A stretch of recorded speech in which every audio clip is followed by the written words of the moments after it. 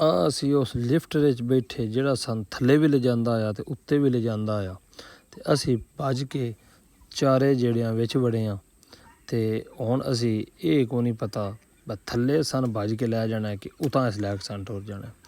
Lift ਵੀ ਪਾਕਿਸਤਾਨ ਇੱਕ ਕਮਾਲ ਨੂੰ ਵੇਖੋ, ਆਵਾਮ ਸੈਰ ਕਰ ਰਹੀ ਹੈ, ਚੱਸਾਂ ਲੈ ਰਹੀ ਹੈ ਇੱਥੇ ਆ ਕੇ, ਅਤੇ ਅਸੀਂ ਵਹਿੰਦੇ ਪਏ। ਉਸ ਤੋਂ ਬਾਅਦ ਅਸੀਂ ਕੋਈ ਬਹੁ ਬੱਕਲ 'ਤੇ ਬੈਠੇ ਖਾਣ ਵਾਸਤੇ।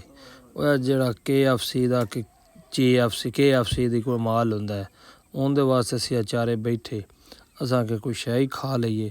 ਪਰ ਉੱਥੇ ਆਰਡਰ ਦੇ ਆਏ ਅਤੇ ਉਹਨਾਂ ਭਾਈ ਐਡਾ ਵੱਡਾ ਬਿੱਲ ਜਿੱਡਾ ਮਾਈ ਦੇ ਹੱਥ 'ਚ ਐਡਾ ਉਹਨਾਂ ਸਾਂਝਾ ਦਿੱਤਾ। ਮੈਂ ਆਖਿਆ ਕੋਈ ਸ਼ੈ ਵਿਖਾਓ ਤਾਂ ਸਹੀ, ਬਸ ਖਾਣਾ ਕੀ ਹੈ, ਸਾਨੂੰ ਆਰਡਰ ਕੀ ਦਿੱਤਾ। ਉਹਨਾਂ ਆਖਿਆ ਜੀ ਪਹਿਲੇ ਬਿੱਲ ਲਵਾਓ ਦੇ ਮੁੜ ਤੁਹਾਨੂੰ ਦੱਸਾਂ ਦੇ ਤੁਸੀਂ ਆਰਡਰ ਕੀ ਆਵੇ ਉਹ ਬਿੱਲ ਉਹਨਾਂ ਕਿੱਡਾ ਸਾਡੇ ਹੱਥ 'ਚ ਵਧਾਇਆ ਅਤੇ ਸ਼ੈ ਉਹਨਾਂ ਦਿੱਤੀ ਕੋਈ ਨਹੀਂ। ਇਹ ਤਾਂ ਯਾਰ ਜ਼ਿਆਦਤੀਆਂ ਕਰਦੇ ਨਾ, ਪਹਿਲੇ ਕੰਮ ਅਜ਼ ਕੰਮ ਸ਼ੈ ਵਿਖਾਉਣ ਅਤੇ ਮੁੜ ਪੈਸੇ ਲੈਣ। ਬਹਰਹਾਲ ਇਹਨਾਂ 'ਚ ਗੱਲ ਕੋਈ ਨਹੀਂ, ਇਹ ਲਾਹੌਰ ਹੈ ਅਤੇ ਬਣਿਆ ਦੁਬਈ ਪਿਆ, ਠੀਕ ਹੈ। ਅਸੀਂ ਤਾਂ ਬਹਿ ਕੇ ਇੱਕ ਦੂਜੇ ਨੂੰ ਵੇਖ ਵੂਖ ਕੇ ਮੁੜ ਝੱਟ ਪਾ ਸਮਾਨ ਆ ਹੀ ਗਿਆ। ਪਰ ਮੈਂ ਵੀਡੀਓ ਬਣਾਉਣ ਦੀ ਹੋਸ਼ ਕੋਈ ਨਾ ਰਹੀ।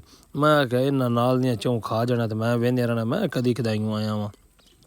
ਉਸ ਤੋਂ ਬਾਅਦ ਗੁੱਟਣ ਵਾਲੀ ਮਸ਼ੀਨ 'ਤੇ ਚੌਧਰੀ ਮਹਿਮੂਦ ਸਾਹਿਬ ਸਾਨੂੰ ਬਾਹ ਛੜਿਆ। ਉਹ ਸਾਕਾ ਜੀ ਬੜਾ ਚਸਕਾ ਹੈ, ਭਾਈ ਛੜੀਏ ਚਲਾ, ਇਹ ਕਦੀ ਹੇਠਾਂ ਅਤੇ ਕਦੀ ਇਹ ਉਤਾਂ ਅਤੇ ਕਦੀ ਇਹ ਥੱਲਿਓ ਮੁੱਠੀਆਂ ਭਰੇ ਅਤੇ ਕਦੀ ਇਹ ਉੱਤੋਂ ਭਰੇ। ਅਤੇ ਉਹ ਚਸ ਤਾਂ ਬੜੀ ਆਈ, ਕੋਈ 10 ਮਿੰਟ ਬੈਠੇ ਰਹਿ, ਸਵਾਦ ਤਾਂ ਬੜਾ ਆਇਆ।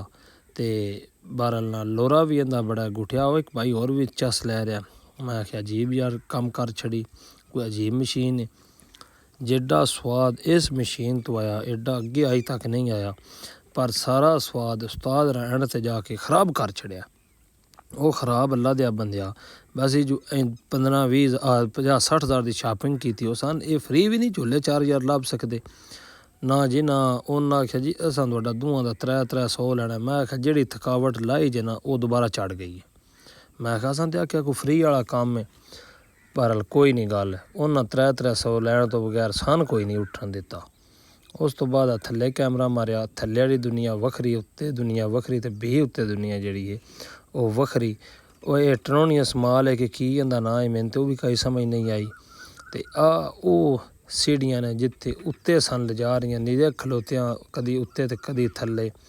ਚਸ ਭਾਈ ਇਹਦੀ ਜਿਹੜੀ ਆਈ ਹੈ ਨਾ, ਮੈਂ ਤਾਂ ਇਹਨਾਂ ਨੇ ਆਖਿਆ ਅੱਜ ਦੀ ਦਿਹਾੜੀ ਰਹਿ ਹੀ ਇੱਥੇ ਰਹੀਏ ਅਤੇ 2-3 ਡੰਗ ਇੱਥੇ ਰਹੀਏ, ਈਦ ਇੱਥੇ ਕਰੀਏ ਅਤੇ ਫਿਰ ਜਾਣ ਦੇ। ਉਸ ਤੋਂ ਬਾਅਦ ਅਸੀਂ ਕੱਪੜਿਆਂ ਵਾਲੀ ਇੱਕ ਦੁਕਾਨ 'ਤੇ ਆਏ। ਇੱਥੋਂ ਬਤੇਰੇ ਕੋ ਸੂਟ ਸਾਟ ਲੈ ਚੈੱਕ ਮੈਕ ਕੀਤੇ, ਅਤੇ ਕਰਨ ਤੋਂ ਬਾਅਦ ਅਸੀਂ ਫਿਰ ਇੱਕ ਚੌਧਰੀ ਸਾਹਿਬ ਨੂੰ ਫੋਨ ਆ ਗਿਆ। ਸੁਣਨ ਤੋਂ ਬਾਅਦ ਅਸਾਂ ਜਿਹੜੇ ਬੈਗ ਲੈਣ ਇਹ ਲੈ ਕੇ ਤੁਹਾਨੂੰ ਬਾਹਰ ਲੱਗੇ ਹੁੰਦੇ ਹਾਂ। CUV ਸਾਡੀ ਗੱਡੀ ਖਲੋਤੀ ਸੀ। ਇੱਕ ਨਵੀਂ ਗੱਡੀ ਵੇਖ ਕੇ ਕਾਲੀ ਹੈਰਾਨ ਪਰੇਸ਼ਾਨ ਹੋ ਗਿਆ। ਸਿਰਫ 4 ਬੰਦਿਆਂ ਵਾਲੀ, ਅਤੇ ਨਿਕੜੋ ਜੀ ਉਹਨਾਂ ਆਖਿਆ ਤੇਲ ਦਾ ਖਰਚਾ ਵੀ ਆਉਂਦਾ ਐਡਾ ਕੋਈ ਜੇ ਮਾਡਲ 14 ਅੱਜ। ਅਸਲਾਮ ਵਾਲੇਕੁਮ।